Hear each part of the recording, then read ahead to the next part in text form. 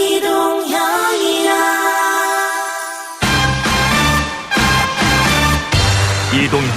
뉴스 정면 승부. 이동형의 뉴스 정면 승부.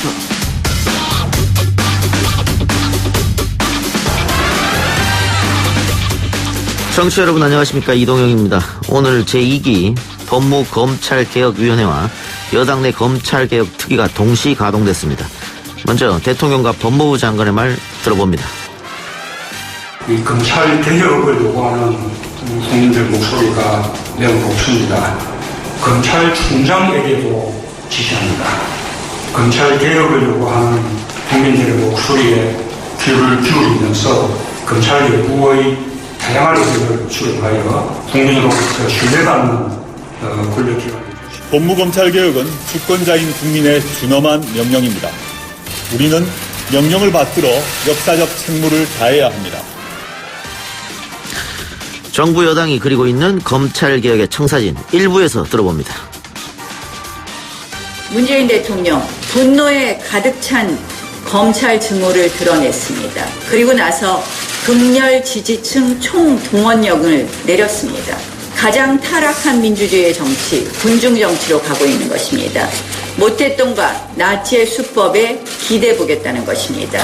검찰개혁이 더는 미룰 수 없는 우리 시대의 사명임을 선언했습니다. 검찰은 지금이야말로 스스로의 개혁에 동참할 마지막 기회임을 인식해야 할 것입니다. 지난 주말 열렸던 검찰개혁 촛불 집회에 대한 여야의 반응이 이처럼 상이합니다. 정치 TMI 코너에서 정치권 반응 자세히 전해드리겠습니다. O primeiro que eu creio que todos nós sabemos, inclusive vocês, é que nós antes desse jogo temos outro, temos outro em casa. Por isso nós não prepararemos o segundo jogo. 파울루 벤투 감독이 평양 경기 A매치 명단을 발표하는 기자회견이 있었는데요. 북한전 전에 스리랑카전부터 잘 치를 생각이라고 밝혔습니다. 이 명단에 손흥민과 이강인 선수도 있는데요. 김병지 전 국가대표 선수의 분석을 3부에서 들어봅니다. 반갑습니다. 이분 성대 괜찮을까요? 나는 왜 그 자리에 나섰나? 촛불 집회에서 지식인 대표 발언자로 나섰던 김민웅 교수 4부에서 만나보겠습니다. 9월 30일 월요일 이동형의 뉴스 정면 승부 시작합니다.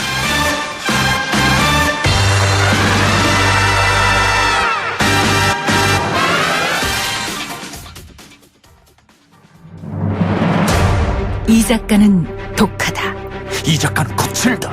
이 작가는 솔직하다. 이 작가는 눈치가 없다. 그는 할 말은 한다. 할 말은 한다. 정치 오타쿠 이 작가의 독설. 뉴스 정면 승부.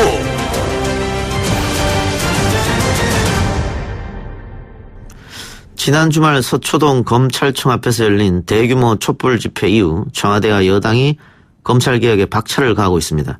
문재인 대통령은 오늘 윤석열 검찰총장에게 검찰개혁 방안을 조속히 마련하라는 지시를 내렸고요. 더불어민주당은 당내 검찰개혁 특별위원회를 설치한다고 밝혔습니다. 관련해서 더불어민주당 입장 들어봅니다.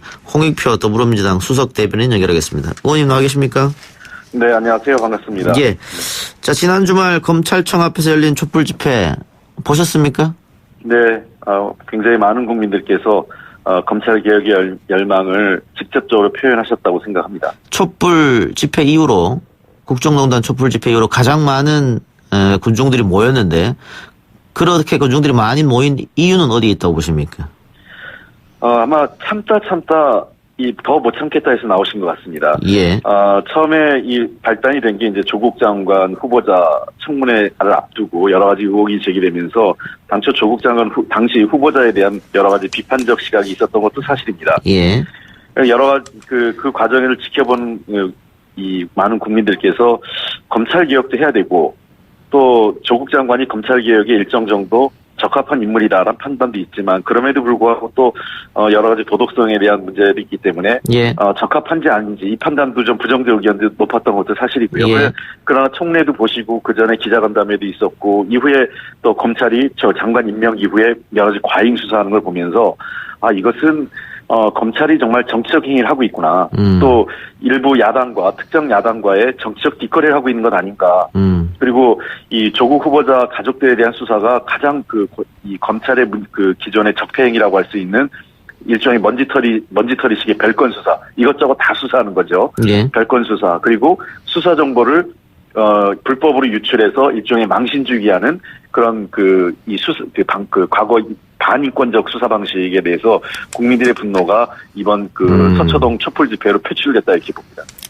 검찰이 무소불위의 권력을 가지고 해도 너무한 거 아니냐, 그런 느낌을 국민들이 받았다는 거죠. 그렇습니다. 예. 그러니까 심지어 장관 후보자인 자기들의 상관이라고 할 수 있는 법무부 장관 후보자에게도 저 정도인데 일반인에 대해서는 어떻게 할 건가라는 그런 이 불안감이랄까, 검찰 통제받지 않는 검찰 권력에 대한 불안감, 그다음에 우려가 이번 촛불 집회로 표출됐다, 저는 이렇게 보고 있습니다. 주말 촛불 집회, 일단 주최 측에서는 80만, 많으면 200만까지 잡던데요. 자유한국당은 그렇지 않다. 5만, 많아봐야 20만이다. 이렇게 지금 하고 있던데, 과연 이 정치권에서 숫자로 싸울 일인가 싶기도 한데요. 의원님 생각은 어떠세요? 저는 큰 의미 갖고 있지 않습니다. 매번 숫자 갖고 노름할 때 과거에 다른 여러 가지 집회할 때마다 주최 측 추산하고 경찰 측 추산이 크게 현격한 차이가 났지 않습니까? 예. 저는 그냥 그 자체로 의미가 있다고 생각을 합니다. 예. 당초 주최 측이 그 전 집회 같은 경우에는 3만 5천 명이라고 했을 때에 예. 비해서 어쨌든 이번 집회는 당초 10만 명 정도 예상을 했는데 예. 그것을 훨씬 뛰어넘는, 예. 일부 보수 언론의 평가에서도 좋게 한 50만 원 이상 넘는 예. 것으로 좀 나오고 있고요. 예. 대략 한 80만에서 한 200만까지 큰 편차가 있지만 이미 그 50만 이상에 모였다는 그 자체가 저는 국민들의 이 검찰에 대한 불신, 그다음에 검찰 개혁에 대한 열망이 확인됐다고 생각을 합니다. 예. 이걸 자꾸 숫자를 갖고 많으냐 적으냐, 그다음에 이것은 다른 데보다 왜곡 허위다 이렇게 얘기하는 것 자체가 국민의 검찰에 대한 요구를 희화시키는 정치적 어떤 노림수가 있다 이렇게 봅니다. 예. 문재인 대통령이 금요일에도 검찰 개혁에 관한 메시지를 냈는데 오늘도 비슷한 이야기를 하셨거든요. 좀 이례적인 것 같기도 한데, 문재인 대통령이 윤석열 검찰총장을 콕 집어서 검찰총장에도 지시한다 라면서 검찰 개혁을 말했단 말이죠. 이 이유는 그렇습니다. 어디에 있다고 보십니까? 제가 여러 차례 저도 여러 논평을 통해서 말씀드렸지만 대통령께서 얘기하시는 검찰 개혁은 크게 두 가지인 것 같습니다. 하나는 정치적 중립과 어떤 살아있는 권력에 대해서도 엄정한 수사를 할 수 있는 검찰의 결기입니다. 예. 이 부분도 필요한 거죠, 검찰 개혁에. 예. 그다음에 두 번째 필요한 것은 민주적 통제와 인권 수사입니다. 그러니까 이 두 부분이, 이 성과를 내는 것도 중요하지만 그 성과를 얼마나 민주적인 절차에 따라서 그다음에 인권을 지켜가면서 하느냐, 이것도 굉장히 중요한 거거든요. 예.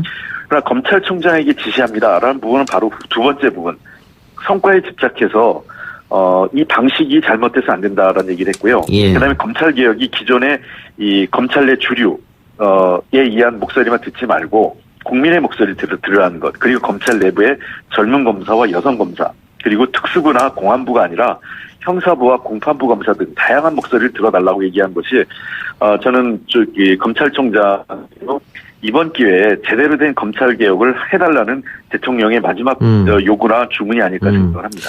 근데 대통령이 윤석열 검찰총장을 임명할 때 살아있는 권력도 수사해라 이렇게 이야기했단 말이죠. 그래서 네, 지금 야당은 살아있는 권력을 대통령 말대로 수사하고 있는데 지금 시점에 검찰 개혁을 수차례 강조하는 것은 결국 외압 아니냐, 이런 주장을 하고 있어요.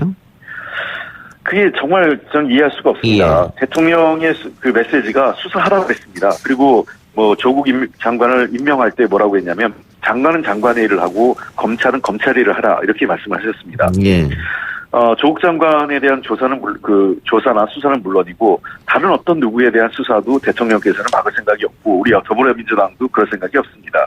아까 말씀드렸지만 그런 살아있는 권력에 대해서 정치적 중립을 지키면서 수사하라는 것은 분명히 또 다른 검찰 개혁이지만 예. 그 방식이 불법적이고 그다음에 먼지털이식 별건 수사 방식이 돼서는 안 된다는 겁니다. 그러니까 민주적인 절차와 인권을 존중하지 않으면 저는 그러한 개혁은 사상 누각에 불과하고 또다시 훼손되고 정치적으로 바로 그러한 예. 그러니까 민주적 절차를 어기고 인권을 지키지 않은 것이 정치적 중립을 훼손하는 것입니다. 근데 검찰은 수사를 절차대로 하고 있고 인권도 존중하고 있다, 또 이렇게 반박했지 않습니까? 저는 그게 정말 검찰이 자기 눈에 그 들보를 못 보고 있다 예. 이렇게 생각을 합니다. 본인들이 왜 국민들께서 검찰에 대해서 그런 많은 개혁의 주문이 있겠습니까? 검찰 개혁이 왜 나왔겠습니까? 저는 많은 국민들이 지금 잊어버린 내용이 있는데요. 김영란법이 국회의원들 때문에 만들어진 게 아닙니다. 예. 김영란법조차도 스폰서 검사 때문에 만들어진 거죠. 예. 스폰서를 받으니까 처벌할 검사들이 스스로 자기들이 조사하고 기소조차 안 했습니다. 불기소 처리하고 무혐의 처리했습니다. 예. 검찰에 대해서 우리가 검찰 개혁을 요구한 게 한두 해가 아닙니다. 예. 정치적 중립 지키지 않았죠. 힘센 사람한테는 봐주기, 그리고 야당, 소위 당시 야당이나 힘없는 사람한테는 매우 엄한 잣대를 들이대고요. 그다음에 그 간첩 수사 조작에 검찰도 함께했고요. 예. 그러나 그런 사람들이 어느 누구 책임지지 않았습니다. 예. 자, 그렇기 때문에 정치적 중립이라고 얘기할 때는 하나는 정치적 의도를 갖고 하지 말고 이런 절차를 지키지 않은 반인권적 수사라든지 또는 성과에 집착해서 사건을 왜곡하거나 또는 축소하거나 또는 확대하는 이런 잘못된 절차에 대해서 엄정한 잣대를 갖고 처벌을 해야 된다는 것입니다. 그래야 검찰이 제대로 된 수사를 하는 거죠. 예. 근데 지금 의원님께도 지적했듯이 그동안 그 스폰서 검사라든가 뭐 김학의 사건이라든가 문제가 많았습니다. 검찰에서 자기들 식구 수사하는 거에. 그런데 그렇습니다. 대통령이 오늘 강조한 거 검찰 수사 관행 조직 문화 개혁해야 된다. 이 검찰 조직 자체가 자체 개혁이 가능하겠느냐 이런 회의론도 있단 말이죠. 정말 답답합니다. 그 검찰이 스스로 개혁할 수 있을까? 대통령께서는 그래도 국가기관인 검찰에 대해서 기대감을 가지고 계십니다. 그래서 검찰은 개혁의 대상이면서 주체이기 때문에 자신의 그 주체로서 역할을 해달라는 주문을 했지만 실제로 이번 촛불 집회, 지난 서초동 촛불 집회에 나온 국민들의 판단이나 우리 당내 많은 의원들의 판단은 검찰이 더 이상 주체라기보단 개혁의 대상이 아니겠느냐 이런 생각을 합니다. 사실상 주체로서의 어떤 기능이랄까 기대감이 많이 줄어든 건 사실이고요. 점점 그 기대감이 줄어들고 있는 것도 사실입니다. 예. 그러니까 일각에서 이런 얘기도 합니다. 검찰 개혁은 노무현 대통령 때도 시도했던 건데 결과적으로는 실패로 끝이 났고요. 당시 그 실패를 옆에서 가장 많이 지켜본 것도 지금의 문재인 대통령이고 또 문재인 대통령이 후보 때 대선 공약으로 내세운 것도 검찰 개혁이고 그렇다면 대통령 2년 동안 임기 동안 그다음에 조국 장관이 민정수석 할 동안 또 집권 여당인 민주당 그동안 뭐 했느냐 이런 비판도 있을 수 있지 않습니까? 저희들도 그동안 법적 개혁에 대해서 검찰 개혁에 대해서 상당히 많은 노력을 했던 건 사실입니다. 그러나 아쉽게도 지금 그나마 진전된 게 패스트트랙을 통해서 간신히 공수처 하나 올라간 거 아니겠습니까? 검찰 개혁을 하는 데 있어서 상당히 많은 어려움이 있습니다. 하나는 제도적 개혁이 있는데 이 제도적 개혁은 소위 국회 동의가 없으면 이루어지기 힘듭니다. 그렇겠죠. 그러나 지금 현재 구도를 보면 검찰의 개혁을 저항하려고 하는, 검찰 개혁을 방해하려고 하는 검찰 내 일부의 움직임과, 그 다음에 이제 현재 정부 여당의 개혁을 막으려고 하는 일부 야당의 그 움직임이 서로 결탁하고 있는 거죠. 그래서 법적 개혁을 계속 막고 있고, 간신히 공수처로 지금 패스트트랙 올려놨지만, 그 자체도 어떻게 될지 저희도 자신하기는 쉽지 않습니다. 현재 여러 가지 정계 개편도 있고 하기 때문에요. 그 다음에 두 번째, 검경수사권 조정 여전히 검찰이 강력하게 반대하고 있습니다. 그러한 이유에서 검경수사권에 대해서 굉장히 미온적인 태도를 유지하고 있고요. 검찰 내부의 인적 쇄신이라든지 잘못된 관행 이런 것들이 검찰 스스로 어떠한 개혁안도 내놓고 있지 않습니다. 그리고 여러 김학의 사건을 포함해서 검찰 내의 과거사에 대해서 다시 조사라고 했음에도 불구하고 뭐 하나 제대로 된 게 뭐가 있습니까? 김학의 법무부 차관권 그냥 넘어갔죠. 그다음에 유호성 간첩단 사건에 대해서도 위야무야 넘어갔고요. 어느 것 하나 검찰이 자신의 잘못된 관행에 대해서 스스로에게 칼을 들이대고 법적 처벌을 하거나 인사 책임을 물은 것조차도 볼 수가 없었습니다. 방금 의원님 패스트트랙 얘기해 주셨으니까 지금 윤석열 총장이 검찰 개혁과 관련해서 국민의 뜻과 국회의 결정을 받아들이겠다고 했는데 여기에서 국회의 결정을 받아들이겠다고 하는 것은 아마 패스트트랙에 올라간 공수처 이런 문제일 것 같습니다. 그렇습니다. 본회의 처리 어떻게 낙관하십니까? 어떻습니까? 그 전에 저는 윤석열 총장의 말씀도 적절치 않다고 생각합니다. 국회의 뜻을 받아들이겠다는 것은 받아들일 수밖에 없죠. 법인데요. 그거를 받겠다고 얘기하는 건 하나만한 얘기를 저는 좀 그것 자체도 굉장히 오만한 발언이다 생각을 하고요. 두 번째 국회에서 패스트트랙의 가능성은 현재로서는 뭐 굉장히 쉽지 않아 보이긴 합니다. 다만 11월 이제 말경에 이 국회법 이제 최종적으로 본회의 처리 가능성이 있는데요. 선거법 문제하고 맞물려 있기 때문에 상당히 복잡한 여러 가지 정치적 과정이 불가피할 거로 생각되고 저도 결론이 어떻게 날지는 쉽지 않을 것으로 뭐 기대가 쉽진 않습니다만 이번 기회에 선거제 개혁과 공수처 설치를 통한 사법 개혁은 우리 한국 사회의 미래를 위해서 매우 중요한 과제다 생각하기 때문에 자유한국당이 계속 반대를 한다 하더라도 다른 야당들의 협조와 동의하에 반드시 꼭 이번 20대 국회에서 처리가 돼야 된다고 생각합니다. 집권 여당의 정치력도 필요하겠죠. 그렇습니다. 저희들도 최선을 다하겠습니다. 그리고 오늘 검찰개혁 특별위원회를 당내에 설치하기로 하셨는데요. 어떤 역할을 하게 됩니까? 네, 아까 말씀드렸던 몇 가지 이유가 활동을 하게 될 텐데요. 가장 중요한 건 이미 공수처는 패스트트랙에 올라가 있지만 단순히 공수처 하나만 갖고 검찰 개혁이 이루어지지 않지 않겠습니까? 여러 가지 검찰과 관련된 제도적 개선 방안, 지금 현재 법안이 제출된 것도 있고 법안이 제출되지 않은 영역도 있습니다. 그래서 관련된 제도적 개선 방안을 하나 모색할 게 있고요. 두 번째는 제도나 법은 아니지만 잘못된 관행에 대해서 바로잡아야 될 부분이 있습니다. 사실 이제는 사라졌지만 검사 동일체 원칙 이런 거 있었지 않습니까? 상명 하복이나 이런 것들에 그 검사 동일체 뭐 여러 가지 나온 건데요. 이런 것들이 사라지긴 했지만 문화적으로는 굉장히 남아 있습니다. 그리고 조직 내에 굉장히 남성주의적 문화로 인해서 어떤 뭐랄까 여성 검사들이 정상적으로 활동하기 어려움을 많이 겪는 것도 있고 최근에 이문정 검사라든지 미투에 있던 서검사 등이 그러한 얘기를 계속 반복적으로 문제제기를 하고 있지 않습니까? 문제가 제기되고 나서 그때는 일부 조금 논란이 되지만 이후에 유야무야되거나 제대로 처리가 되지 않는 거에 대한 여러 가지 조직 내의 문제가 있고요.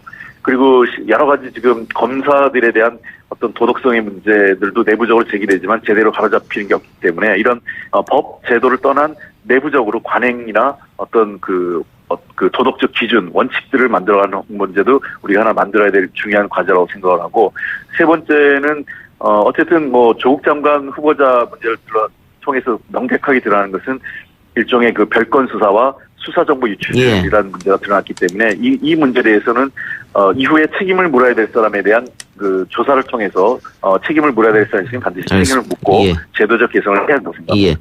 의원님 짧게 하나만 더요.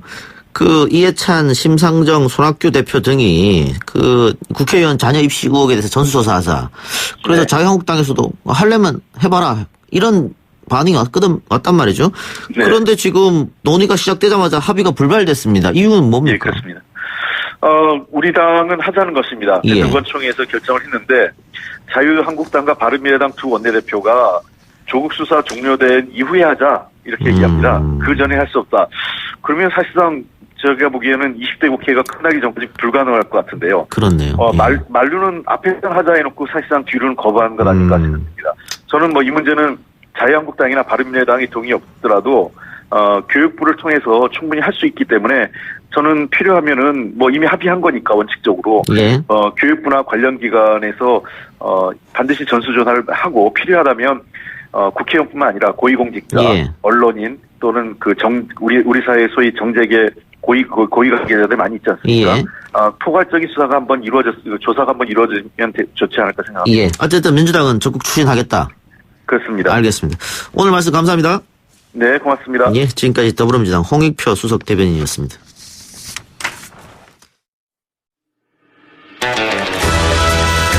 딱딱하고 지루한 뉴스가 소설보다 흥미진진해지는 새로운 경험. 놀라셨죠? 이것이 바로 이동준의 뉴스 정면 승부.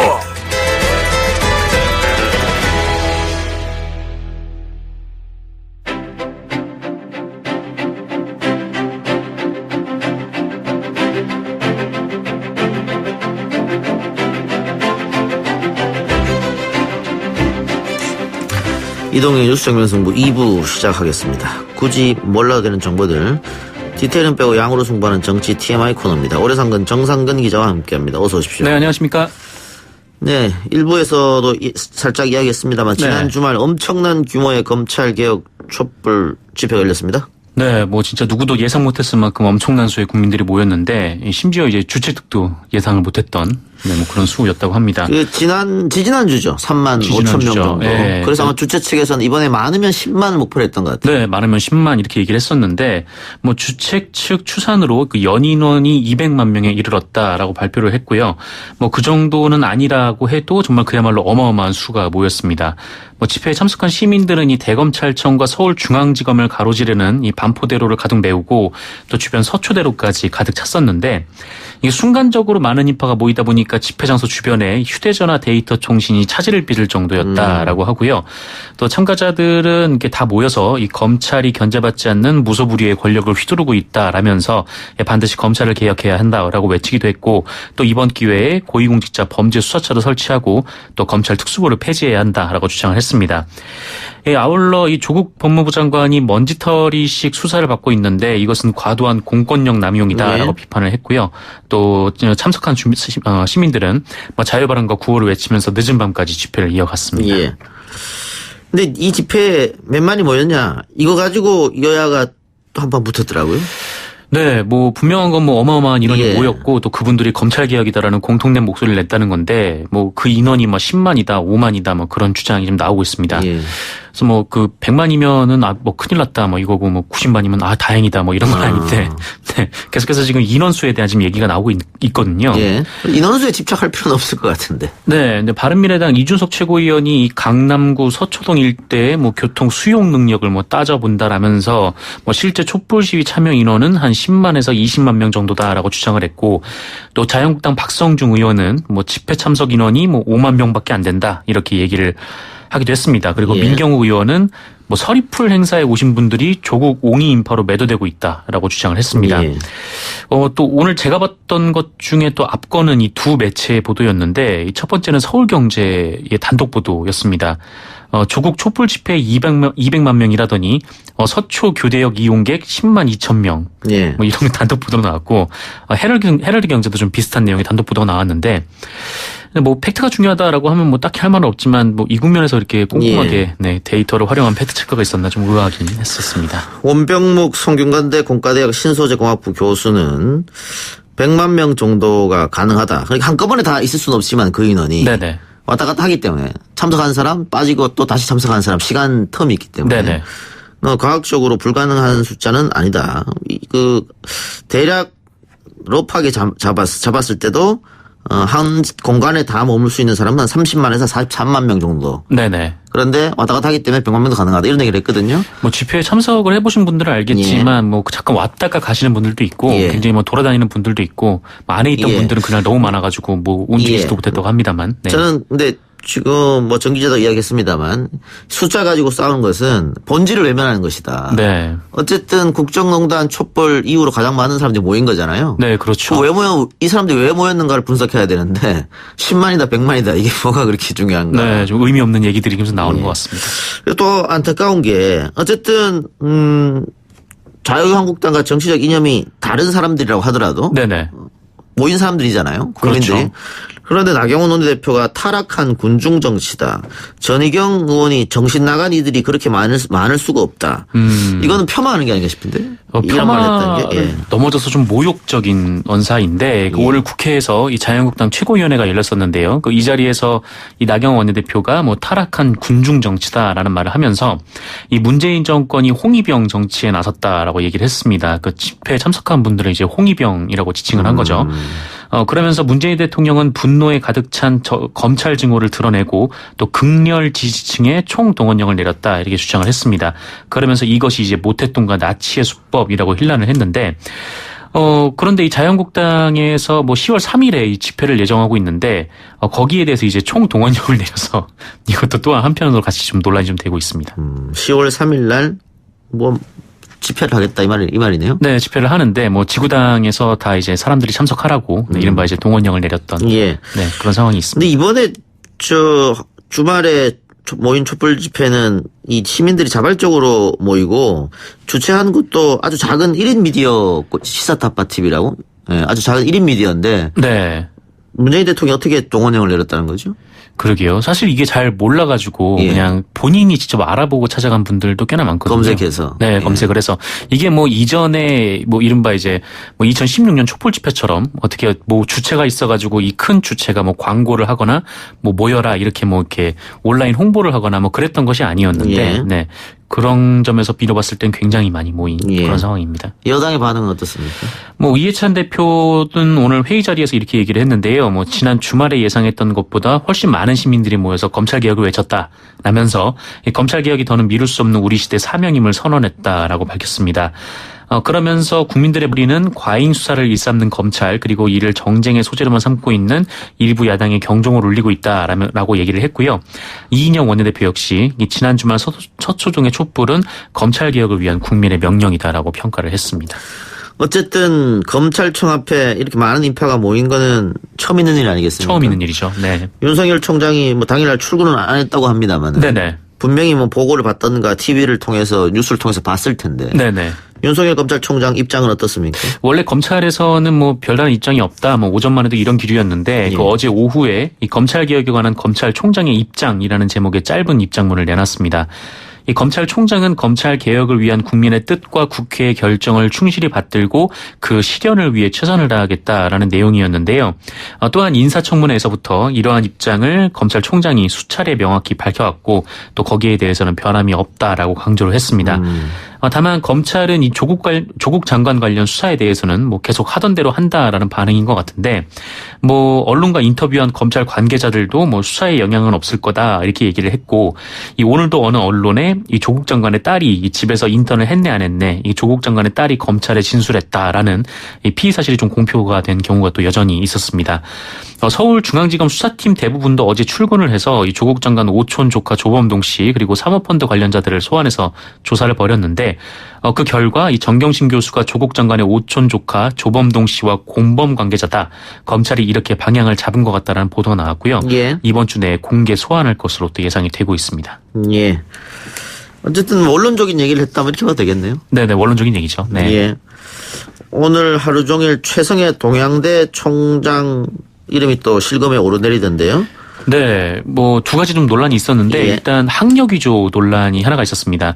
이 28일 오마이뉴스 보도를 나온 건데 이 단국대 수료, 이 단국대 학사라고 이 자신의 학력을 밝혀왔던 그 최성해 동양대 총장이 이 교육부의 확인 결과 이 단국대 재적생이었던 것으로 공식 확인됐다라는 소식입니다.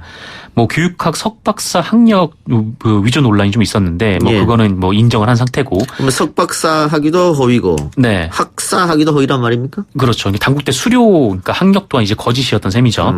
이 재적이라는 게 이 대학교 과정을 중도에 그만둬서 이 수료 또는 졸업을 하지 못했음을 의미하는데 예. 한마디로 뭐 수료라든지 졸업이라든지 학사 등으로 표현을 쓰면 안 된다라는 겁니다. 이 최성해 총장은 뭐 교육자의 양심을 말을 하면서 이 조국 법무부 장관 딸의 이 표창장 위조 의혹을 제기했지만 정작 본인이 석박사 학위 논란에 이어서 단국대 수료, 단국대 학사 학력까지 허위인 것으로 좀 드러난 상황이고요. 여기에 어제 또 한겨레 보도를 보면 이 동양대 이사인 최성해 총장이 교육부에 보낸 그 임원 승인 요청 서류가 있는데 예. 이 서류에 자신의 학력을 허위로 기재한 것으로 확인이 됐다라고 합니다. 그러니까 학사라고 썼는데 학사가 아니었다. 재적이었다라는 것이죠. 예. 그래서 네. 근데 그러면 지금까지 포털에 있었던 학력 기재 네네. 그리고 본인이 표창장에서 계속 교육학 박사라고 네네. 이렇게 찍어서 표창장을 날렸잖아요. 그런 거 다 허위가 돼버렸네요. 허위가 돼버렸습니다. 네. 알겠습니다. 그리고 이건 뭡니까? 최성해 총장이 표창장 위조 주장을 하기 전에 자유한국당 국회의원을 만나서 입장 정리 후에 뭐 언론사들을 만났다. 이거 어떤 내용입니까? 네, 뭐 그런 내용이 나왔습니다. 예. 오늘 아침 TBS 라디오 김어준의 뉴스공장에 나온 내용인데 예. 이 최성해 총장이 조국 법무부 장관 딸의 표창장이 위조됐다고 주장하기 전에 이 자유한국당 의원들과 만났다라는 의혹입니다. 이 최성해 총장의 측근인 이 제보자 A씨 그리고 B씨가 출연해서 이 같은 내용이 담긴 대화 녹취록 일부를 공개를 했는데 예. 해당 녹취록에는 A씨, B씨 그리고 이제 동양대에서 근무 중인 C씨 이렇게 세 사람이 등장을 합니다. 예. 특히 이 CC라는 사람은 최성해 총장과 40년, 50년 전부터 알고 지내던 사이, 가까운 사이 이렇게 알려져 있고요. 이 녹취록에 따르면 이 최성해 총장은 표창장 논란과 관련해서 이 지난달 26일 재단 이사회를 열었고요. 이 다음 날인 27일에는 서울에서 이 자유한국당 정치인 2명 그리고 기자를 1명 만났습니다. 예. 여기서 이제 녹취록에서 CC가 이런 얘기를 하는데 이 언론과 충분히 접촉하기 전인 8월 26일 그 낌새가 있어서 총장님이 학교재단 이사회를 열었다. 어떻게 갈 건지 갈림길에 서 있다. 이 정경심 교수건 관련해서 회의까지 열었다라는 거죠. 예. 그래서 여기서 이제 이런 얘기가 나왔다고 하는데 이 조국 편을 잘못 들었다가 자유한국당이 정권을 잡으면 학교 문을 닫아야 되니까 자유한국당이 놔두겠냐. 그리고 뭐 27일 날 바로 서울 올라가서 뭐 땡땡땡하고 또 땡땡땡하고 서울에서 만났다. 이렇게 말하는 내용이 있습니다.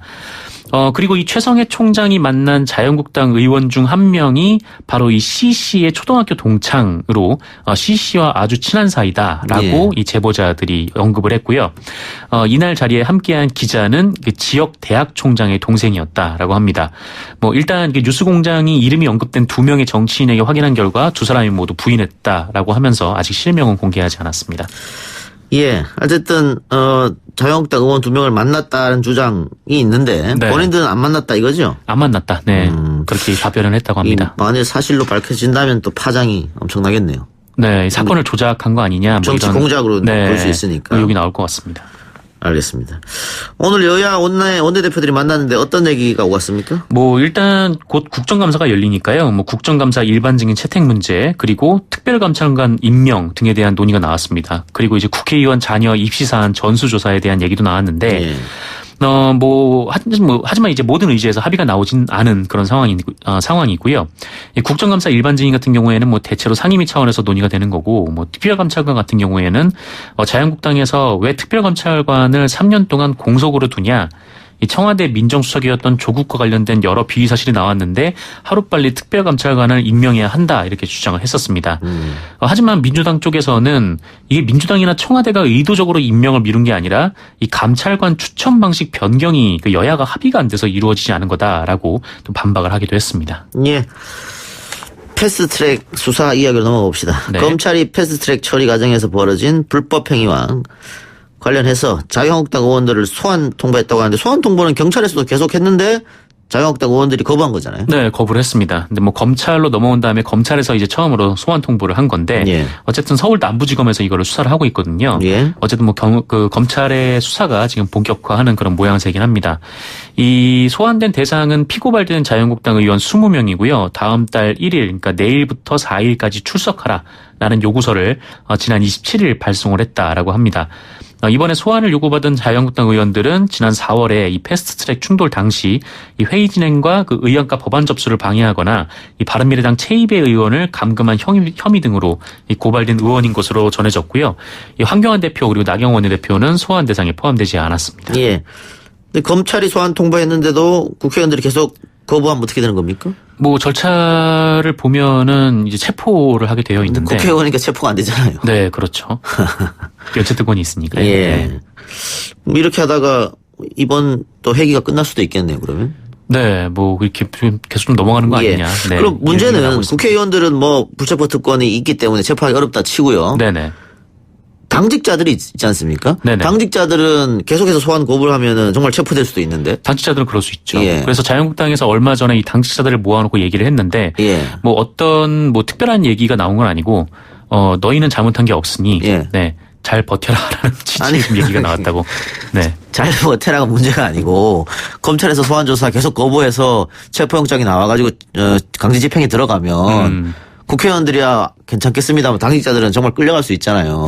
당직자들 사이에서도 좀 불만의 목소리가 뭐 이미 패스트트랙 과정에서도 굉장히 좀 높았다라고 하더라고요. 그러니까 결국 우리만 뒤집어 쓰는 거 아니냐 그 생각이겠죠. 그렇죠. 뭐 국회의원들은 뭐 체포가 되지 않겠지만 본인들은 뭐 사실 이제 비정규직 아닙니까? 이 당직자라는 것이 뭐 계속 고용이 보장되는 것도 아니고 뭐 특히 의원들 보좌관 같은 경우에는 이게 4년마다 계속 교체가 될 그런 위기에 있는 건데 이게 또 전과가 쌓이게 되면은 보좌관 임명이라든지 아니면 나중에 이제 뭐 공무원으로 넘어가는데 좀 문제가 생길 수 있으니까 굉장히 좀 불만의 목소리가 높다라고 합니다. 예. 심상정 정의당 대표가 검찰에 출석했습니까 오늘? 이 패스트트랙과 관련된 겁니까? 네, 관련된 건데 이 피의자는 아니고 참고인 신분으로 나왔습니다. 예. 그 심상정 의원은 오후 2시께 서울 남부지검 앞에 나왔는데 나와서 이 검찰은 최근 조국 장관과 관련해서는 의혹만 갖고도 전방위적인 수사를 하고 있는데 그런데 패스트트랙 같이 명백한 불법 행위가 확인된 사안은 왜 이렇게 수사가 더디게 진행되는지 국민들이 의아해하고 있다라고 지적을 했고요. 그리고 자유한국당의 빨리 소환에 응하라면서 자유한국당이 검찰 소환에도 불응할 경우 체포영장을 받아야 한다라는 입장도 전했습니다. 홍정욱 전 헤럴드 경제회장, 네, 전 국회의원이죠? 전 국회의원이죠. 딸이 마약을 들어오다가 적발됐네요? 네, 마약을 들어오다가 적발됐다라고 합니다. 예, 홍정욱 전 의원이 자유한국당으로 복귀해서 정치 재개하려는 거 아니냐. 그래서 그런 얘기가 되게 많았죠. 예, 언론사도 매각하고 그런 거 아니냐 이런 이야기 있었고 자유한국당 내에서도 홍정욱을 빨리 불러와야 된다. 그래서 실검에도 오르고 했었거든요. 네네. 딸 문제로 발목 잡힐 수도 있겠네요. 네, 사실 그때 국회의원을 한 번만 함으로써 좀 이미지를 계속 좀 지켜왔던 부분이 있는데 예. 좀 이번에 좀 딸 문제건이 터져서 좀 본인으로서는 좀 곤혹스러운 상황이 됐습니다. 알겠습니다. 이 국회의원 또 경제인들의 자녀들이 이런 문제로 자꾸 언론에 오르내리니까 국민들이 혈찰 수밖에 없네요. 네, 그렇습니다. 바른미래당 얘기해보죠. 유승민 의원이 드디어 분당을 시사했습니까? 네, 뭐 조선일보 보도에 따르면 그 유승민 의원은 지난 28일에 이 공개 강연에서 바른미래당이 창당 후에 보여드린 게 없다라면서 이 결심의 행동에 나설 것이다라고 밝혔다고 합니다. 예. 뭐 사실상 탈당을 염두에 둔 것이라고 조선일보는 해석을 했는데, 예. 뭐 이미 유승민 의원 측은 바른정당계 의원들과 뭐 일부 안철수계 의원들을 규합해서 이 신당 창당에 나서는 방안을 논의했다라고도 합니다. 근데 뭐 사실 바른미래당 분당은 뭐 언제 할 것인가가 문제였지 뭐 이미 예견된 좀 그런 상황이었는데. 가장 관심사는 뭐 자유한국당에 들어갈 것인가 아니면 당을 만들어서 자유한국당과 통합을 할 것인가 아니면 뭐 통합도 안 하고 혼자 갈 것인가 예. 이 여부인데 이에 대해서 유승민 의원은 뭐 지금 민주당과 자유한국당이 대한민국을 위해서 도움이 전혀 안 되는 정당이다라고 말을 해서 일단 좀 선을 그었습니다. 예. 당권파와 비당권파가 같이 갈 수 없다는 것은 정 기자 말처럼 뭐 눈에 봐도 보이는 거고요. 네네. 다만 비당권파가 탈당을 해서 유승민 혼자 가느냐 네. 아니면 안철수 의원이 돌아와서 함께 하느냐 네네. 뭐 이런 문제도 있을 거고요. 네, 그런 문제도 안철수 있습니다. 유승민이 힘을 합쳐서 손을 잡고 자유한국당에 들어가느냐? 네. 좀 어려워 보이긴 한데. 어려워 보이죠. 예. 또 하나 유승민 의원으로서는 굉장히 좀 곤혹스러운 게 예. 이 바른정당계 의원들 같은 경우에는 이게 지역구 의원들이라 뭐 탈당을 해도 상관은 없는데 이 안철수계 의원들 같은 경우에는 비례대표가 좀 많아서 어허. 네. 비례대표 의원은 이 탈당을 하는 순간 바로 의원직이 상실이 되거든요. 예. 네, 뭐 그 부분도 좀 지금 논란이 되고 있습니다. 출당을 시켜주면 되는데. 왜냐면 그 출당이 안 되는 게 왜냐면은 바른미래당이 만들어질 때 이 민주평화당으로 그 나가고 싶었던 의원들이 있었어요. 안 내보내줬죠 끝까지. 네, 안 내보내줬었습니다. 예. 네. 이번에 내보내줄 리가 없죠. 예. 안철수 의원은 또 책을 출간했네요. 마라톤 책을 냈습니다. 마라톤 책이요? 네. 내가 달리기를 하며 배운 것들인데 아마 뭐 마라톤인데 뭐 거기에 대한 뭐 본인의 생각들도 좀 같이 좀 적어놓은 책이 될 것 같은데 뭐 어쨌든 이게 출판 기념회를 할지 여부가 좀 관심이 모아지는 게 예. 이 출판 기념회를 하면 뭐 사실상 정계 복귀가 네, 이루어지는 거다 뭐 이런 분석이 나오고 있습니다. 네, 보통 정치인들이 책을 쓰고 출판 기념회 하면은 선거에 나오려고 그러는구나. 네. 이렇게 지기 가능하니까 아마 그런 그렇습니다. 분석이 나오는 것 같습니다. 알겠습니다. 정 기자 수고하셨습니다. 고맙습니다. 1, 2부 순서 마치고요. 뉴스 듣고 옵니다. 글쎄 안 들려 들을 뉴스 없어 아무 뉴스도 귀에 들어오지 않아 듣고 또 들어도 들을 뉴스 없어 만든 게 이프로야 이동영의 뉴스 정면승부 이동의 뉴스 정면승부 3부 시작하겠습니다. 파울루 벤투 축구대표팀 감독은 다음 달 카타르 월드컵 예선에 나설 25명의 대표팀 명단을 발표했습니다. 우리 팀은 내달 15일 평양에서 북한을 상대로 역사적인 남북 대결도 펼칠 예정인데요. 오랜만에 김병지 전 국가대표 축구선수와 연결해서 이야기 나눠보겠습니다. 나와 계십니까? 네, 안녕하세요. 반갑습니다. 예, 오랜만입니다. 네. 예, 우리 방송 간두고 어떻게 지내고 계십니까? 뭐 유튜브 열심히 하고 있습니다. 예, 유튜브 구독자 많이 늘었나요? 네네. 예. 자, 본격적으로 얘기 좀 해보죠. 평양에서 월드컵 예선 남북전이 지금껏 한 번도 없었습니까? 네, 공식적으로 월드컵 했던지는 없었고요. 친선 경기만 있었습니까, 그러면? 네네, 그렇죠. 예. 혹시 김병지 위원도 선수 시절에 그 북한에 가서 경기를 뛰어본 적이 있나요? 저는 없습니다. 없고. 근데 그 분위기가 좀 남다를 것 같긴 해요. 그렇죠. 아마도 남북 월드컵 예선전을 통해서 이제 북한에 가서 경기를 만나야 되니까. 예. 특별한 거는 아마도 또 북한에 사는 경기장에서의 그 분위기는 일반 경기장은 다를 수밖에 없잖아요. 그렇겠죠. 예. 그런 모습들에 있어서 좀 낯설지 않을까라는 염려는 됩니다. 선수들이 조금 위축되진 않을까 그런 걱정도 드는데 어떻습니까? 아마도 분위기 자체가 일방적인 분위기 속에서 이제 치루어지고 보통 보면 어웨이를 가더라도 우리나라 또 응원단이 있잖아요. 예. 교민들 내지는 또 붉은 악마들이 가는데 예. 이번에는 아마 그런 분위기는 만들지 못할 테니까 예. 아마 그런 것까지도 생각한다면 위축감이 좀 더 크지 않을까라고 염려되네요. 예. 즉 방금 김 의원 이야기처럼 붉은 악마가 갈 가능성도 있긴 있다 이런 보도도 나오긴 하던데 거기에 대해서 구체적으로 들으신 건 없죠? 네, 저는 오히려 힘들지 않을까라는 얘기를 들었거든요. 예. 만약 동행이 허락되면 김 의원님도 가실 생각은 있습니까? 가면 좋죠.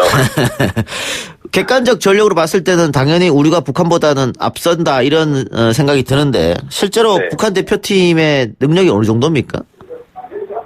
예전에 그냥 월드컵 예선전 아니라도 평가전을 했던 적은 있었는데 예. 경기력 자체에서 볼 점유율이라든지 이런 경기 양상은 잡아가더라도 예. 득점하는 데는 실패했던 적이 있으니까요. 저쪽에서 강하게 잠금 전략으로 나오면은 우리가 골문을 뚫기가 쉽지는 않을 것이다 이 말씀이네요. 그렇죠. 예. 아마도 또 북한은 홈이고 예. 그 집중이라든지 정신력의 그런 멘탈적인 부분에 상당히 강하게 준비되어 있으니까 예. 공격 1분대로 간다 하더라도 쉽지는 않을 것이다. 예. 거기에다가 만약에 또 장구다가 역습으로 나와서 또 우리가 또 선제 실점을 당한다라면 그 역시도 조심해야 되는 거니까 또 너무 또 공격 1분대로 갈 수 있는 그런 전략을 짜는 것도 또 부담스러울 수도 있습니다. 예. 축구 선수들에게 있어서 홈에서 압도적인 관중의 응원을 받으면서 뛰는 것 그게 굉장한 경기력의 차이를 갖고 옵니까? 예를 들자면 경기력을 100%를 놓고 봤을 때 예. 한 10에서 20% 정도는 환경적으로 좋은 컨디션을 가지고 갈 수 있다라고 저는 보고 있습니다. 예. 그 잔디 같은 것도 당연히 문제가 되겠죠. 북한 선수들은 그쪽 잔디에서 많은 연습을 해봤고 우리는 뛰어보지 않았으니까. 네네. 적응력의 차이는 분명히 있을 겁니다. 예. 그것 말고 홈 어드밴티지가 뭐 있을까요? 아마도 그 긴장감이 좀 더하지 않을까라고 생각되고요. 예. 일반적으로 외국 갔을 때 보면 컨디션 조절을 위해서 외출도 하게 되고 아하. 또 산책도 하게 되고 그러는데 예. 그래도 우리나라 선수들 어릴 때부터 북한에 대한 교육을 받았던 게 조금 폐쇄적이고 위험하다라는 생각을 가지고 있을 때니까 예. 숙소 안에서만 있어야 되는 그런 부분에 있어서는 컨디션 조절하는 데 있어서도 조금 어려운 부분이 있지 않을까라는 염려도 또 되네요. 예. 심판 문제는 이거 월드컵 예선이니까 걱정 안 해도 되겠죠. 전혀 없습니다. 심판은 이제 피파에서 관리하는 거고 제3국에서 이제 들어와서 하는 것이니까요. 예. 전혀 문제 없을 거라고 봅니다. 예. 김병희 선수 저 북한에서 뛴 경험은 없는데 북한 선수들하고 경기는 해보셨지 않습니까? 아니 경기를 저도 해본 기억은 없고요. 그래요? 제가 98년도에 예. 아시안 게임 갔을 때 선수촌에서 같이 생활했던 적은 있어요. 그때 대화도 좀 하고 가세요? 이렇게 만나면? 처음에는 어색한데요. 예. 조금 시간이 지나면서 이제 얼굴을 익히잖아요. 예. 그러면 눈인사도 하게 되고 조금 편해지는 분위기는 시간이 갈수록 좋아지더라고요. 다른 나라 선수들하고 좀 다르다. 네. 예. 알겠습니다. 자, 북한과의 경기를 치르기 전에 스리랑카하고의 경기가 지금 예정돼 있는데 이건 걱정 안 해도 되겠죠? 그 경기력 차이를 살펴봤을 때는? 최대한 많은 득점을 내면서 컨디션을 끌어올릴 필요가 있고요. 예. 아마도 그 분위기를 이어가는 전초전이라고 본다라면 스리랑카에서는 결과도 중요하지만 내용적으로 조직력을 좀 극대화할 수 있는 분위기를 만드는 게 중요합니다. 예. 지금 대표팀 명단을 보면 손흥민 또 이강인 선수 이런 선수들이 다 당연히 합류를 했는데 스리랑카하고의 경기에서는 손흥민 선수는 좀 쉬는 게 어떻느냐 혹사 얘기도 있으니까 이런 얘기도 있던데 네. 위원님 어떻게 생각하십니까? 적응의 시간은 필요하겠죠. 예를 들면 그 적응이라는 게 전반 45분 정도. 예. 이거는 쉬어가는 게 아니라 컨디션 조절을 위해서 경기 감각을 위해서 또 필요한 시간은 한 45분 정도가 되고요. 예. 그런 정도라면 손흥민 선수나 또 회복하는 거나 이런 거에 있어서는 좀 적당하지 않을까 생각이 드네요. 예. 지난번 경기는 보셨을 텐데 지난번 경기는 어땠습니까? 투르크메니스탄전이었던가요? 많이 답답했죠. 아, 답답했다. 예. 이제 결과는 가져왔지만 그 결과를 가져오기 전에 이제 벤투 감독님의 인터뷰 보면 예. 그 첫 게임에 대한 중요성을 많이 말씀을 하셨어요. 그 이유가 뭐냐면 투르크메니스탄보다 한 골을 더 넣겠다. 예. 라는 것은 성점 3점의 키포인트가 있지 않았나라고 생각한다라면 예. 계획은 계획대로 되었지만 경기적인 내용이나 내용에 대해서는 좀 불만족스러웠지만 결과는 만족스러웠다라는 평가를 하고 싶습니다. 예. 그 유튜브 꽁병지 TV에서 이야기하기를 황의조 선수가 움직임을 영리하게 가져가지 못했다 이런 평가를 줬습니다. 어떤 의미일까요? 황의조 선수가 본인의 역할 플러스 해줄 수 있는 게 뭐냐면 황의조 선수가 묶였을 때 앞쪽으로 나와서 미드필드 라인을 만들어주게 되면 뒷공간을 주게 되면 손흥민 선수나 또 나머지 이제 위쪽에서 있는 선수도 공간을 만들어갈 수 있는데 예. 황의조 선수가 가운데서 묶이다 보면서 계속 그 자리에 있다 보니까 그 가운데에서 수비 밀집형이 계속 만들어졌었죠. 예. 그래서 본인의 역할론에 있어서 조금 움직임이 좀 둔하지 않았나라는 생각 때문에 전체적으로 공격의 실마리를 푸는데 좀 어려움이 있었다라고 평가했습니다. 좀 다른 얘기입니다만 황의조 선수가 지금 프랑스 리그에서 뛰고 있죠. 네네. 데뷔골도 넣은 걸로 알고 있는데 프랑스 리그에서의 움직임은 어떻게 보세요? 원톱으로 깊게 들어갔을 때 황의조의 모습은 상당히 위협적이고 좋았지만 예. 오히려 미들라인 그리고 측면에 갔을 때보다는 오히려 가운데 있을 때가 더 좋았던 모습이지 않았나 생각되고 현재는 황의조 선수도 보로 팀에 이제 익숙해 적하고 있는 편이고 오히려 그쪽 감독도 지금 황의조에 대해서 관찰하고 알아가는 중이니까요. 예. 오히려 빠르게 황의조 선수가 좀 원톱으로서의 역할을 좀 할 수 있는 포지션에 좀 고정적으로 갔으면 하는 바람이 있습니다. 예. 이강인 선수도 한번 여쭤보죠. 그동안 경기에 나가지 못해서 좀 많이 답답해했는데 팬들도 그렇고 감독이 바뀌면서 이제 출전 시간이 좀 많이 늘어났습니다. 네네. 그리고 이제 또 데뷔골도 성공시켰어요. 앞으로 이강인 선수의 활약상 어떻게 보십니까? 팀 내에서. 일단 데뷔골을 터뜨렸기 때문에 이강인에 대한 존재감이라든지 그다음 믿음은 이제 시작이 되었다라고 보고요. 원래 이제 공격 선수들이 득점을 하게 되면 3게임에서 5게임 정도는 더 기회를 주는 분위기가 있으니까 그 안에 또 뭔가를 만들어낸다라면 컨디션적으로라든지 팀의 경쟁자로서의 어떤 위치까지도 올라갈 수 있다고 보고요. 이제 대표팀이 들어왔으니까 그 분위기는 그대로 이어질 거라고 봅니다. 예. 데뷔골 넣은 그날 움직임은 괜찮게 판단하십니까? 좋았죠. 볼 컨트롤 내지는 공간을 만들어주는 역할들, 그리고, 움직임에 따라서 공격의 그 패턴이 많이 바뀌었었는데, 그런 역할까지 잘한 거 보면, 그날의, 경기 내용이나 결과는 상당히 만족스러웠습니다. 예. 그동안 벤투 감독이 이강인 선수를 중용하지 않았는데, 그 청소년 대표 경기에서 MVP 타고, 또 외국 리그에서 데뷔골 터트리고 움직임이 또 방금 김 의원 말처럼 좋고 이렇게 되면 국가대표 경기에서도 많은 활약을 기대해도 될까요? 이제 앞으로 이제 기대해야죠. 이제 스리랑카전을 필두로 해가지고 좋은 모습을 보이는 기회가 줄 텐데 많은 축구 팬들이 머릿속에 이제 그리는 장면들이 이강인 선수가 있었다고 손흥민 선수가 골 넣는 거잖아요. 예. 이번 두 경기 중에서 그런 모습들이 꼭 나왔으면 좋겠네요. 예. 소동빈과 이강인과 함께 이게 대표팀에서 경기에 나가서 발 맞춘 기억은 제가 없는데 어떻게 호흡은 어떻게 생각하십니까? 좋을 것 같아요. 기본적으로 볼 배급에 있어서 이강인 선수 가지고 있는 장점 중에 하나고 또 손흥민 선수 가지고 있는 장점 중에 하나는 공간을 움직이면서 만들어내는 찬스잖아요. 예. 일단은 두 선수가 가지고 있는 장점이 맞을 수 있는 확률은 상당히 많다라고 봅니다. 김신욱 선수도 지금 중국 리그이긴 합니다만 굉장히 중국 리그에서 좋은 활약을 보여주고 있는데 투르크전에서도 괜찮은 모습을 보여줬다 이런 평가가 있습니다. 그 벤투 감독이 김신욱 선수는 어떻게 활용할까요? 스리랑카전에서는 무조건 뛸 수 있는 기회가 주어지지 않을까라고 생각이 되고요. 예. 아마도 전략을 띄게 된다면 넘사벽일 겁니다.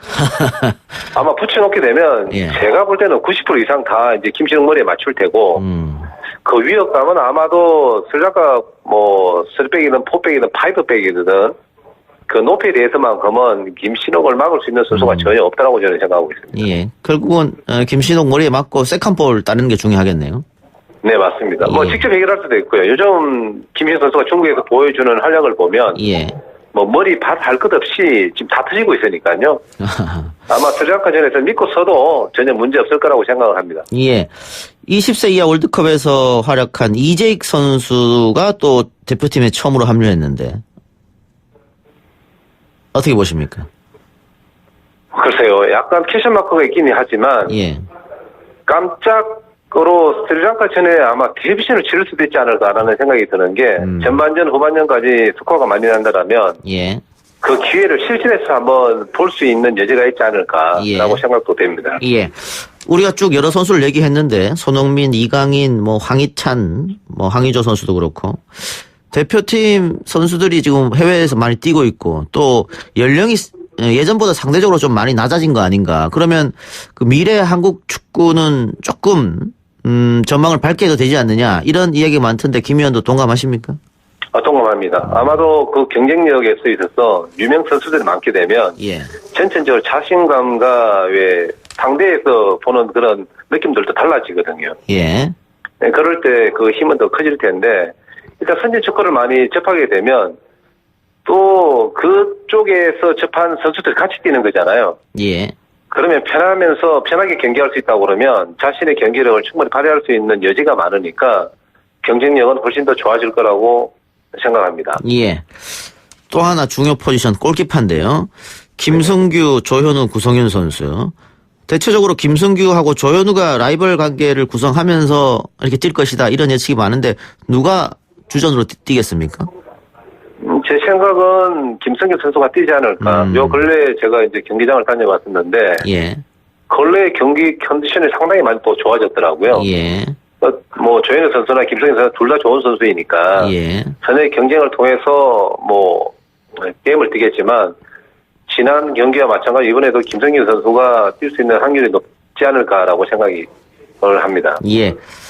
자, 우리가 지금 소속된 조가 투르크메니스탄, 스리랑카, 북한, 레바논인데 객관적 전력으로서 뭐 우리가 어렵지 않게 2차전을 통과하지 않느냐 이게 전문가들의 판단인 것 같고요. 하나 네. 궁금한 게 이제 박항서 감독이 이끄는 베트남이 아랍에미레이트 연합, 태국, 말레이시아, 인도네시아 이렇게 한 조로 엮였거든요. 네네. 이게 박항서의 베트남은 성적이 어떨까 이걸 궁금해하는 축구팬도 많이 계실 것 같습니다. 박항서 감독님 스타일상 자신감보다는 도전한다라는 쪽으로 아마 포커스를 맞출 거예요. 예. 1위보다는 조 2. 어쨌든 통과하는 목표를 두지 않을까라고 생각이 드는데 요즘 베트남 경기력을 봤을 때는 충분히 이제 경쟁력이 있는 팀으로 거듭났기 때문에 예. 상대 팀에서도 이제는 뭐 다크호스 내지는 경쟁자로서의 팀으로 인정을 하는 분위기입니다. 예. 그렇다면 2위까지는 가능하지 않을까 조심스럽게 예측해 봅니다. UAE, 베트남 이렇게 올라갈 거라고 판단하십니까 그러면? 네, 맞습니다. 알겠습니다. 위원님 오늘 말씀 감사합니다. 네, 감사합니다. 예, 지금까지 김병지 위원이었습니다. 3부 순서 마치고요.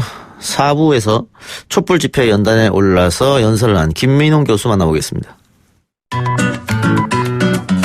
뉴스 신동 이 작가와 함께하는 비포장 뉴스 해학 뉴스 정면 승부.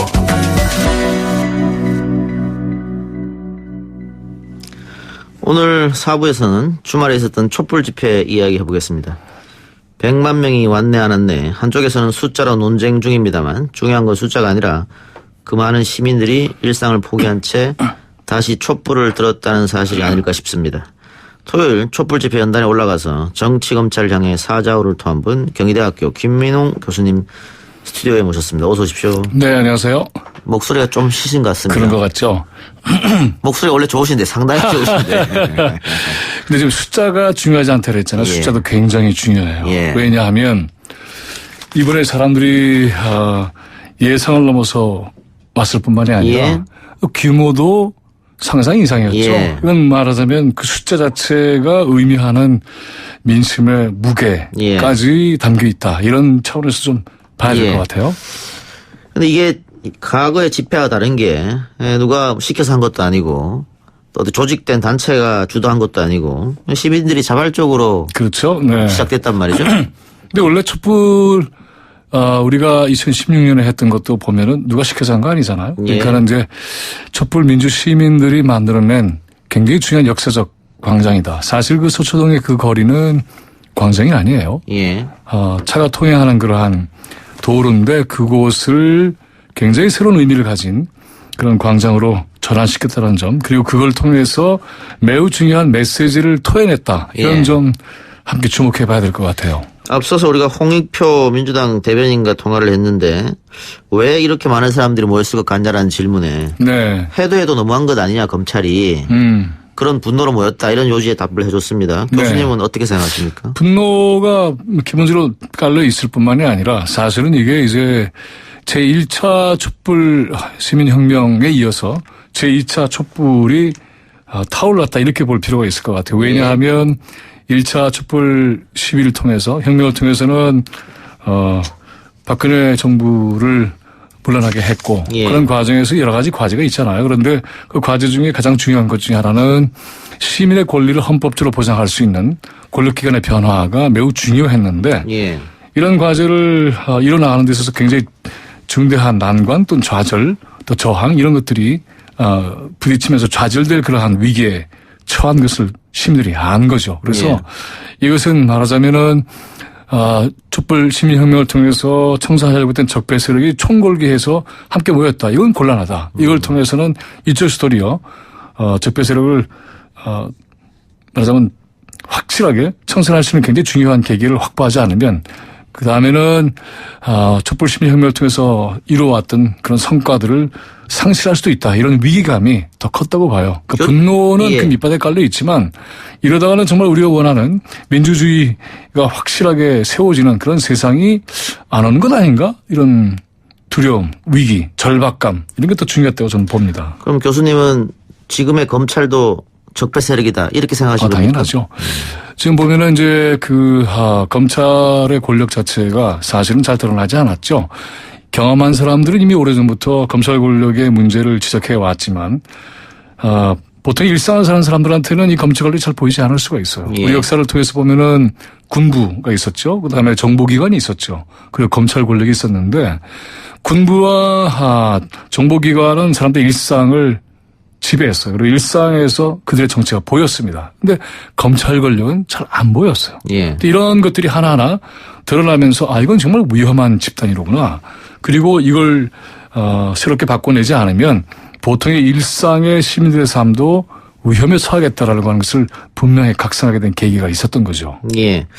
네, 교수님 이번에 처음 검찰 비판한 게 아니고 9월 초부터 본인의 SNS 글에서 8월 말부터 얘기를 8월 말부터입니까? 그렇죠. 네. 윤석열 총장을 비롯해서 검찰의 행태에 대해서 계속해서 지적을 했습니다. 네. 이렇게 하면 안 된다고. 네.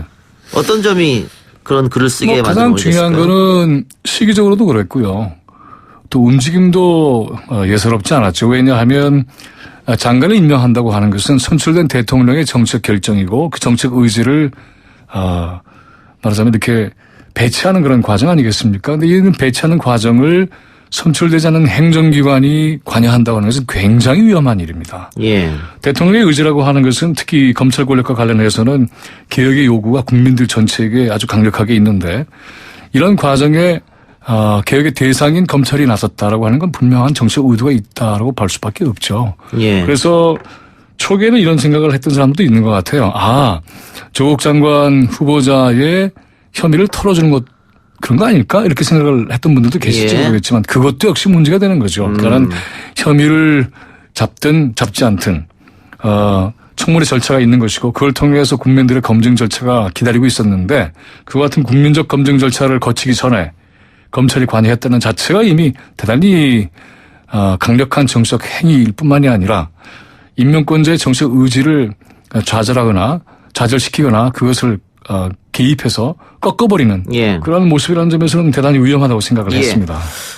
9월 4일 날 페이스북에 쓴 글을 보면 윤석열 총장이 조국 내정자의 의혹으로 지목된 내용은 수사 대상이다.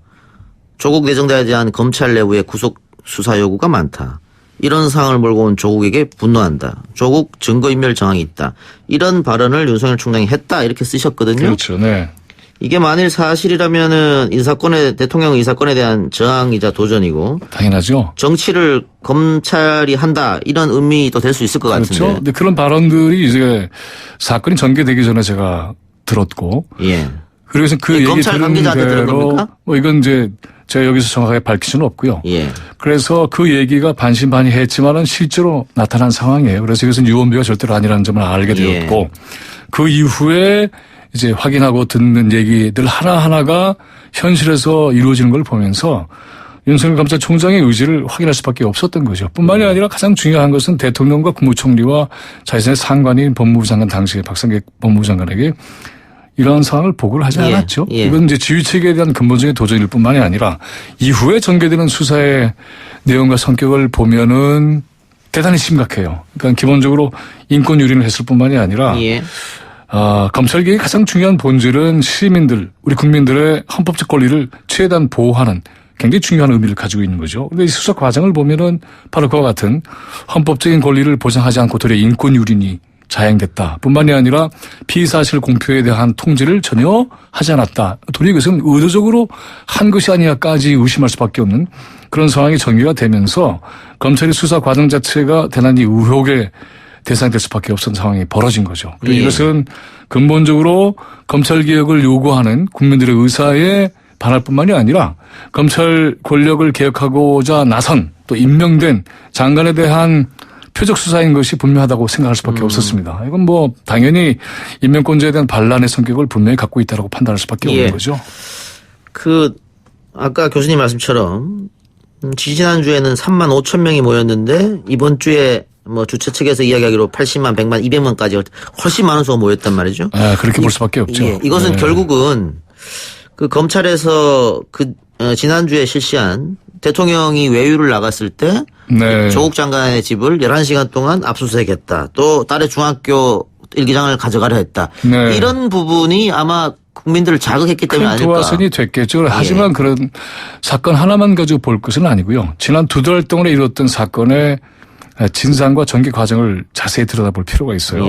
처음에는 국민들이 이거 수사를 해야 되는 건가? 하나보다 하다 보면 뭔가 나오겠지 이렇게 생각을 했을 거예요. 그런데 수사에서 밝혀진 내용은 없는 채로 검찰발 미확인 보도가 끊임없이 언론을 통해서 융단폭격적으로 나왔고 또 하나 중요한 것은 SNS를 통해서 국민들이 팩트체크를 하기 시작했습니다. 그러면서 언론 보도에 허위가 계속 입증이 됐고 이러면서 검찰의 과잉 수사가 쌓여갔을 뿐만이 아니라 기존의 언론 보도를 믿을 수 없다라고 하는 그러한 심정이 굳어져 갔죠. 그런 상황에서 이제 가족 특히 이제 아이들의 문제까지 건드리는 걸 보면서 분노했던 것 같아요. 실제로 집회 현장에 가보면 엄마들이 굉장히 많이 나왔고 식당에서 우연하게 동석을 했던 분들의 얘기가 대부분 다 그런 얘기예요. 어떻게 일기장을 가져가지? 일기장을 압수할 수 있는 거야? 그리고 그날이 딸의 생일인데 검찰은 그걸 몰랐을 리가 없는데 그런 상황에서 압수수색을 하고 소환을 하는 그런 움직임을 보여? 이건 정말 심각하다라고 느꼈던 것 같아요. 알겠습니다. 그래서 연단에서 교수님이 뭐 국민을 공포에 느끼겠다 이런 말씀도 하신 것 같고요. 그렇죠. 그러니까 국민들이 공포를 느꼈을 뿐만이 아니라 제 주변에서 얘기를 들어보면 아이들이 그런데요. 우리 일기 쓰면 안 되는 거야? 혹시 이것도 나중에 문제가 되면은 뭐 압수수색 당하는 거야? 이런 얘기를 하는 자체가 이미 국민교육적으로 상당히 문제가 커진 거죠. 사실은 그래서 제가 그날 굉장히 중요하게 생각했던 얘기는 뭐냐 하면 검찰이 국민들의 그러니까 죄가 있는 사람은 무서워할지 모르겠지만 죄 없는 국민들조차 공포심에 몰려가게 한다면 이건 굉장히 중대한 검찰의 죄다. 사실은 국민들을 검찰이 두려워해야지 국민이 검찰을 두려워하는 세상은 잘못된 세상이죠. 알겠습니다. 도리어 검찰이 있기 때문에 우리는 안전해진다. 마음 든든하다. 이런 형태로 검찰의 역할을 해나가야 될 텐데 그것과는 다른 방식으로 했기 때문에 지탄받아 마땅한 거죠. 그래요.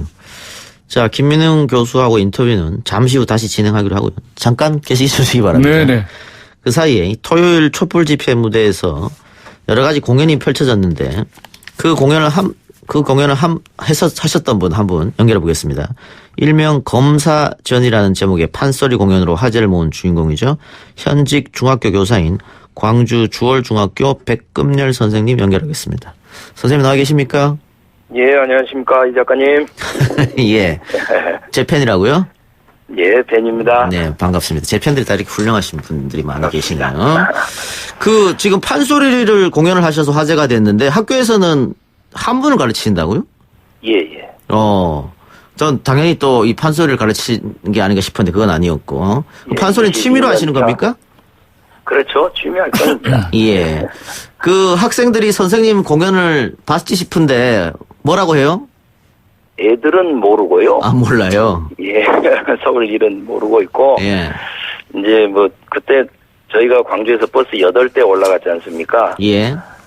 내려올 때 이제 분들이 그냥 시원했다고 그러시더라고요. 시원했다, 예. 저 광주에 살고 계신데 서울까지 올라가서 내가 무대에 서야겠다 이런 생각을 하신 이유가 뭡니까? 제가 하려고 간 건 아니고 예. 광주에 다른 어떤 그 전교조 대선배님께서 퇴직하신 분인데 이제 자네 그 소리 그런 거를 거기서 해가지고 사람들 막힌 가슴을 좀 뻥 뚫리게 해줘야 하네. 그래서 내가 신청해 놨으니까 자네 준비하게 하셔서 그냥 금요일 밤에 한번 만들어 본 겁니다. 예. 그날 광주에서만 45인승 버스가 10대 나왔다고 했는데 맞습니까? 8대요. 8대. 예. 나경원 한국당 원내대표가 그 대통령이 총동원령을 내려서 올라온 거다 했는데 혹시 어디서 전화 받고 다 가자 이렇게 해서 오신 겁니까? 광주에서 올라오실 때? 글쎄요. 저는 전화를 못 받았네요.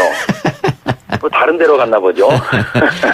예. 이게 판소리 공연 내용도 들어보면은 검사들이 굉장히 불편한 내용이 많았는데 국민들에게 어떤 메시지를 전하고 싶으셨어요? 직분에 충실한 검사님들은 전혀 불편한 일이 없고요. 예. 거기에서 이제 우리가 노무현 대통령님과 그 검사들과 대화할 때 그때 그 대통령님을 조롱해가지고 이제 검새라는 별명을 얻었지 않습니까? 예. 그래서 검새들, 그 다음에 떡값 받아먹는 떡검들, 그 다음에 김학의처럼 그런 사람들 우리가 새검이라 가죠. 또 썩어 문드러진 썩검들은 들으면은 불편할 그런 내용입니다. 예. 검사님들 존경합니다, 저는. 예. 문제 있는 검사들한테만 욕을 했다 이 말씀인 것 같고. 자. 욕이라기보다는. 예. 알겠습니다. 예. 선생님이 생각하는 검찰 개혁 어떤 게 있을까요? 법적인 문제는 제가 잘 모르겠고요. 예. 국민들 상식에 맞게 해야 될 거 아닙니까?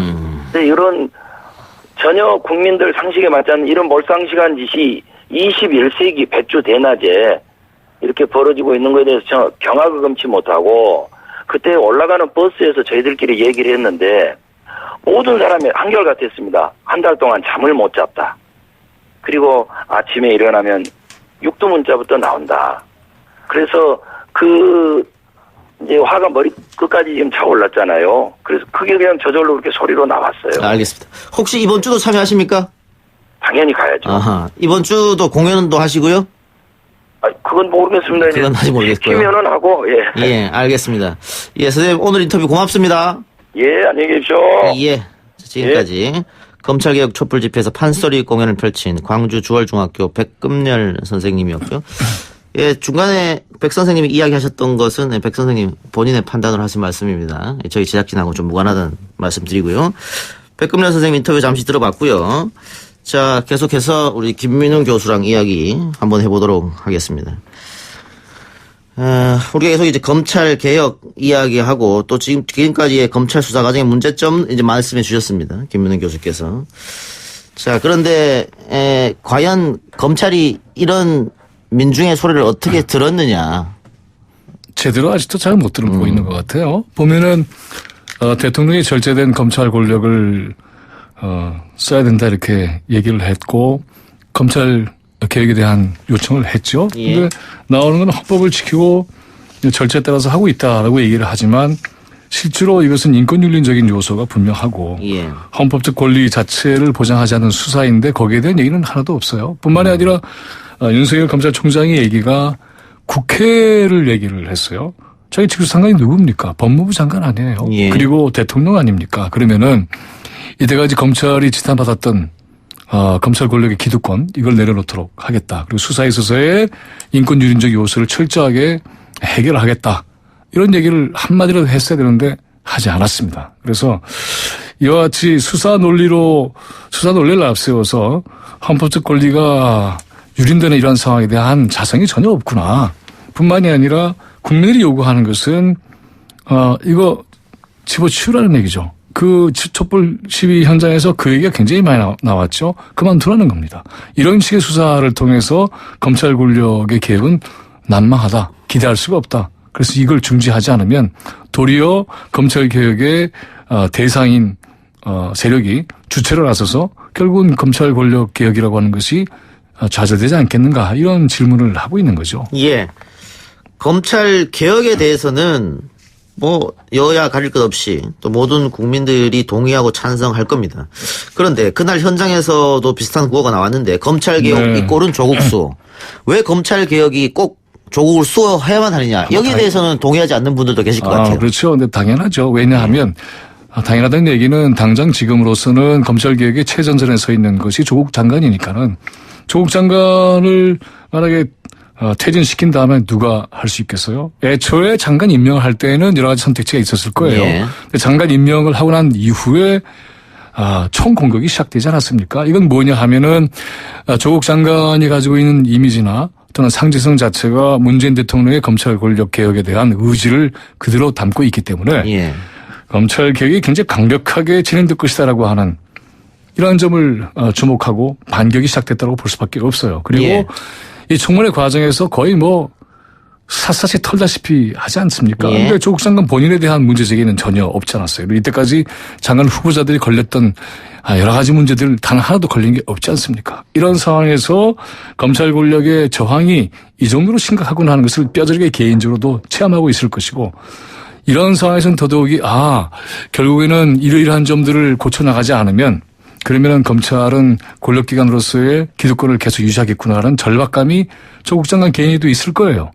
현재 검찰 권력 개혁에 최전선에 서 있는 장관을 빼놓고 과연 이것이 가능한가? 예. 불가능하다고 보여져요. 그러니까 임명 전에는 조국 아니어도 됐을 수도 모르겠지만 그렇죠. 지금은 조국 수호가 곧 검찰 개혁이다 이 말씀이네요. 박상기 전 법무부 장관이 일정하게 초석을 놓은 셈이죠. 그 다음 단계의 대통령의 전략적 의지가 조국 장관 임명에 담겨 있다고 봅니다. 근데 이것을 만약에 놓고 다른 생각을 할 수는 없는 거죠. 예, 예. 실제로 그리고 조국 법무부 장관의 경우에 있어서는 지난 거의 10년의 세월 동안 검찰 권력 개혁에 대한 구상을 다듬어 왔고 그것을 정부의 역할을 하면서 어떻게 해나갈 것인지에 대한 실제적인 작업도 해온 것으로 예, 알고 있어요. 예. 당연히 그러니까는 예. 이 작업을 가장 적절하게 할 수 있는 그런 인물이다. 뿐만이 아니라 이렇게 고통스럽게 죽을 힘을 다해서 검찰 권력의 저항을 체험하고 있는 이상 당연히 하리라고 예. 봅니다. 교수님 말씀을 종합하면 조국 장관을 낙마시키는 끌어내리려는 시도를 하는 사람들은 반개혁 세력들이고 그 세력들의 역공이 시작됐다 이렇게 판단하시는 당연하죠. 거네요? 네. 그럼 거기에 그래서 언론도 이와 같은 언론도 포함됩니까? 포함되죠. 그렇죠. 이번에 보면은 일종의 권력 카르텔이라는 형태를 통해서 정치 적폐, 언론 적폐, 그리고 사법 적폐 이런 것을 지난 토요일에도 집회에서 거론을 했습니다만은 바로 이렇게 이 우리 사회의 특권, 기득권을 유지해왔던 체제가 전부 모여서 권력 검찰 개혁에 저항하고 있는 셈이에요. 그리고 조국 장관을 꺾으면 개혁의 예봉을 꺾는다 이렇게 믿고 있는 것 같아요. 예. 하지만 국민들이 그날 모였던 국민들이 아니라고 보는 거죠. 그리고 그렇게 할 수 없다라고 의지를 보인 셈이고 아마 지난주에 그렇게 모였던 이 힘은 다음 주에도 더 거센 힘으로 폭포로 나타나서 촛불의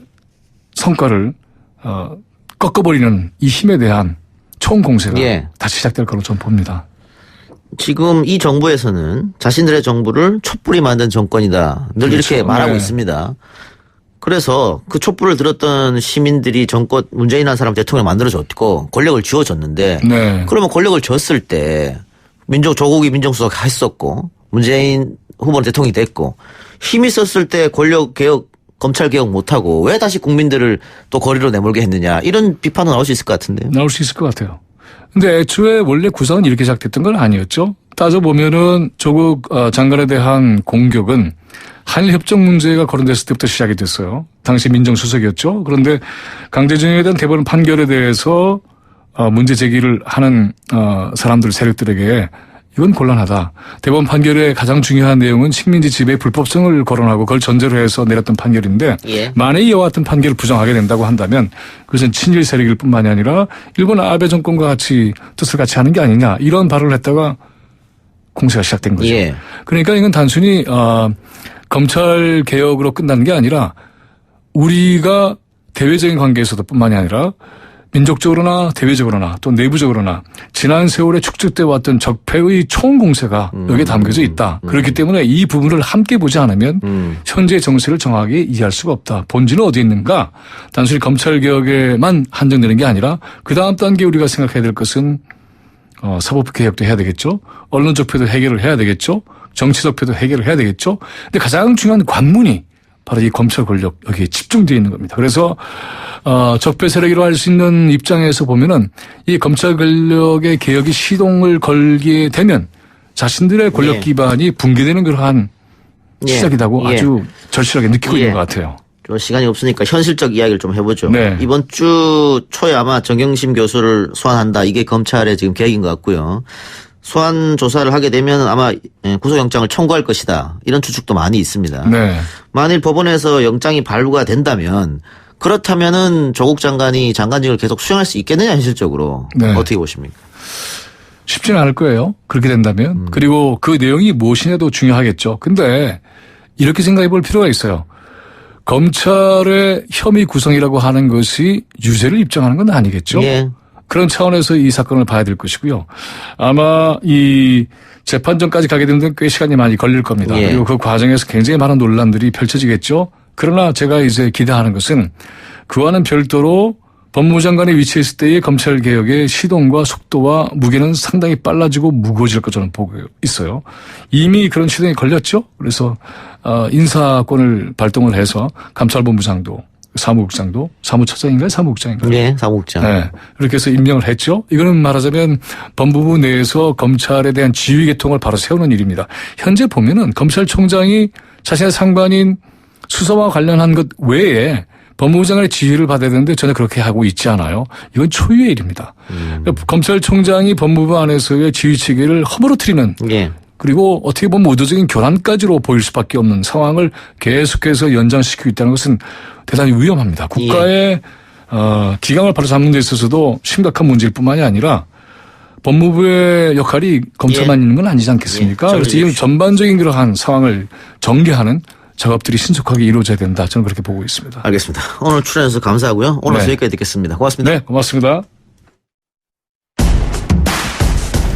오늘 순서 여기서 마치고요. 저는 내일 다시 찾아오겠습니다. 들어주신 여러분 대단히 감사합니다.